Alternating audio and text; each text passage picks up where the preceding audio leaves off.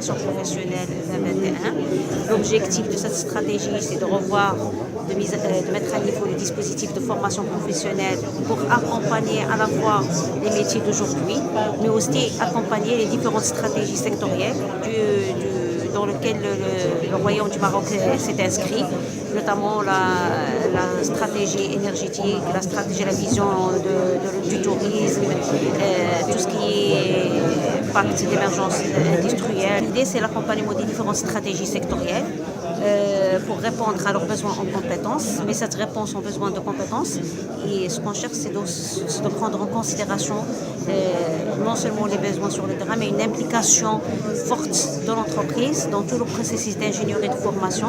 Ça démarre depuis la planification de la formation, mais surtout dans la mise en œuvre de cette formation, et notamment à travers le renforcement des modes qui consacrent l'entreprise en tant qu'espace privilégié de formation, à savoir la formation alternée et par apprentissage.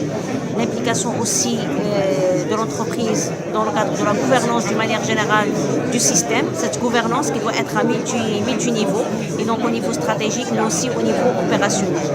Bien sûr, la gouvernance de la formation professionnelle, il est au niveau national. Ce qu'on cherche, c'est de la consolider au niveau national, mais aussi au niveau continental.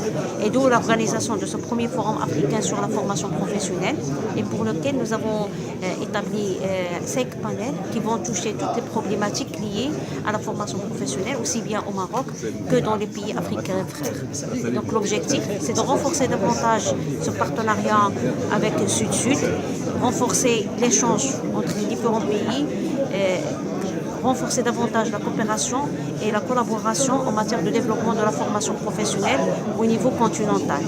Bien sûr, ce renforcement de compétences, il est lié dans la création des centres de formation, au développement de l'ingénierie de formation, mais aussi dans le cadre d'un échange d'expertise et un échange d'étudiants qui vont être formés de part et d'autre. Et ça, c'est un axe qui a été inscrit aussi dans le cadre de la stratégie d'une manière globale pour améliorer davantage ces liens entre les différents continents, entre les différents pays du continent, parce qu'il y a une importance et un challenge que le développement de l'Afrique d'une manière générale ne peut se faire qu'avec le développement de tous les pays d'une manière intégrée. Aujourd'hui, lors de la première édition du forum sur la formation professionnelle africaine qui est organisée à Dakhla, l'Agence marocaine de coopération internationale a signé 6 conventions de partenariat avec l'Office de la formation professionnelle et du travail et des pays africains frères.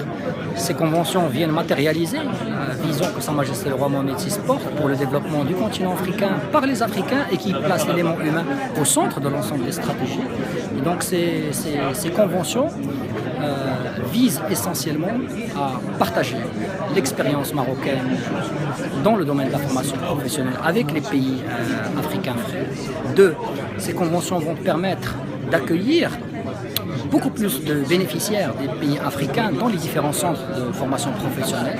Et troisièmement, ces conventions vont permettre à ces bénéficiaires de bénéficier des bourses que le Royaume du Maroc met à disposition et au profit des bénéficiaires des pays africains frères. Je vous remercie.